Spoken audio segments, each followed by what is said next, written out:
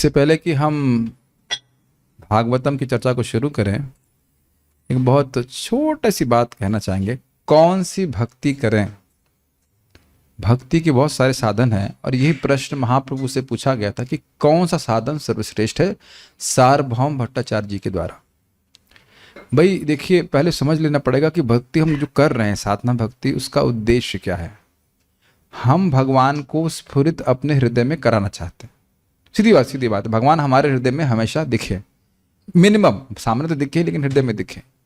लेकिन भगवान को हम अपनी शक्ति से स्फुरित नहीं करा सकते, केवल हम चित्त का निर्माण कर सकते हैं।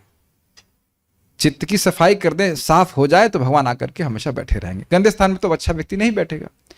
तो ये बड़ा क्लियर हो रहा है कि भक्ति क्यों कर रहे हैं। ये क्लियर होना चाहिए कि हम जो सेवा कर रहे हैं उसका उद्देश्य क्या है।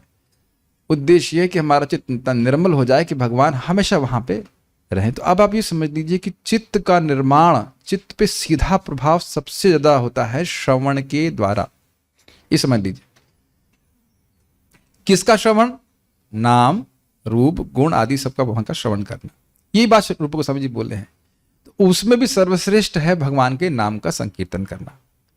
तो समझ में आना चाहिए कि सर्वश्रेष्ठ साधन है जप और कीर्तन भगवान का नाम का, क्योंकि इसमें तो और कोई बात है ही नहीं। जिसमें कहूं कि कृष्ण का नाम का संकीर्तन बहुत अच्छा है, तो उसमें कृष्ण का नाम और बाकी सारी चीजें उस संबंध के कारण दिव्य हो गई, लेकिन वो दिव्य है नहीं वस्तुतः। कृष्ण का नाम बहुत अच्छा है, तो उसमें कृष्ण का नाम है इसलिए सब कुछ पवित्र करने वाला हुआ। लेकिन हरे कृष्णा कृष्णा कृष्णा हरे हरे, हरे राम राम राम हरे हरे, इसमें तो सभी चीज भगवान का नाम है। ये थोड़ा समझ लेना चाहिए। अब इसको प्रभुपाद जी बहुत सुंदर तरह से समझा रहे थे। जब महाप्रभु झारीखंड जंगल में जा रहे थे तो केवल हरे कृष्ण मंत्र के उच्चारण के द्वारा ही उन्होंने पशुओं में भी कृष्ण भावना जागृत कर दी। अब इस कंसेप्ट को सुनिए कि हमें अपने नाम जप को, नाम संकीर्तन को निरपराधी क्यों करना चाहिए। बहुत ध्यान से सुनिए, इसमें आयन प्रभु की शिक्षा भी हम डालेंगे। बहुत सुंदर, बहुत सुंदर। मैं कीर्तन करते समय भी मुझे स्मरण हो रहा था। देखिए, प्रभुपाद इस बात को बोलते हैं, अगर भक्त निरपराधिक रूप से जप करता है और भौतिक इच्छाओं से रहित होकर के कीर्तन करता है तो उसका कीर्तन अत्यंत शक्तिशाली होता है। किस प्रकार से? जो भी उस कीर्तन को सुनेगा उसकी भक्ति जागृत होने लग जाएगी, यद्यपि उसको पता न भी हो। What a wonderful process. इस बात को बहुत ध्यान से सुनिए। जो कीर्तन कर रहा है, जो बोल रहा है, वह अगर निरपराधिक रूप से उच्चारण कर रहा है, भौतिक इच्छाओं से रहित तो कर रहा है। प्रभुपाद स्पष्ट बोलते हैं, मैं उसको पढ़ ही रहा हूं चतुर्थ चरितामृत, तो वेरी स्ट्राइकिंग।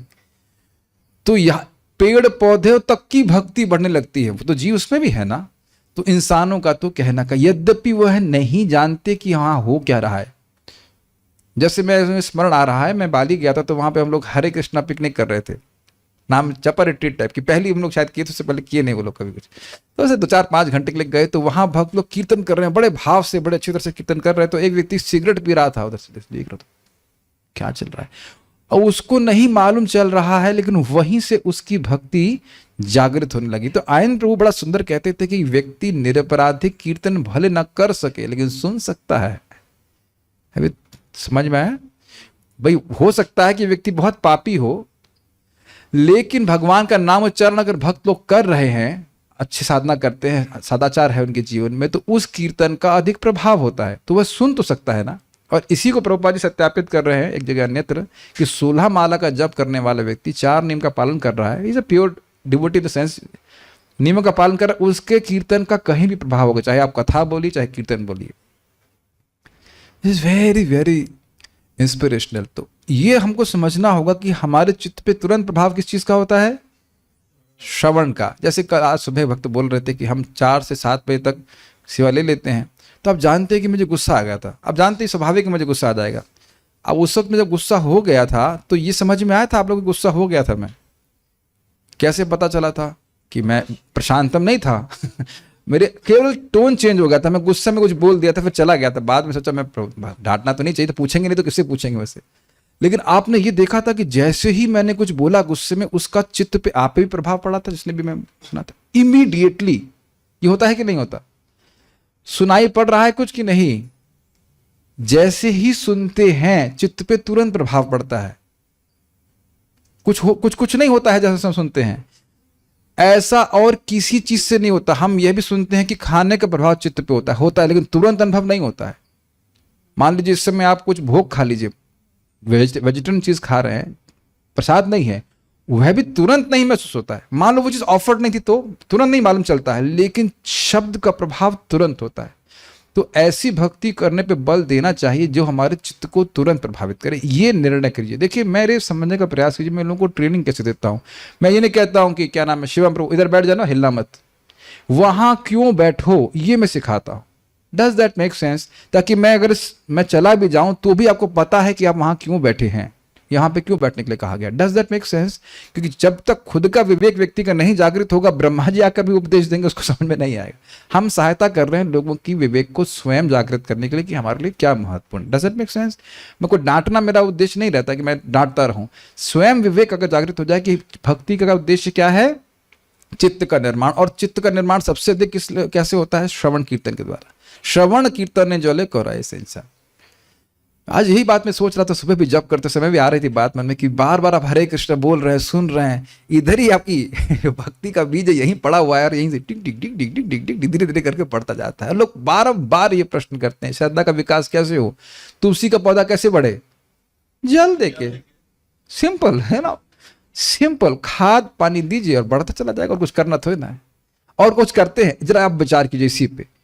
खाद पानी देने के बाद और क्या करते हैं कि तुलसी बढ़ जाए?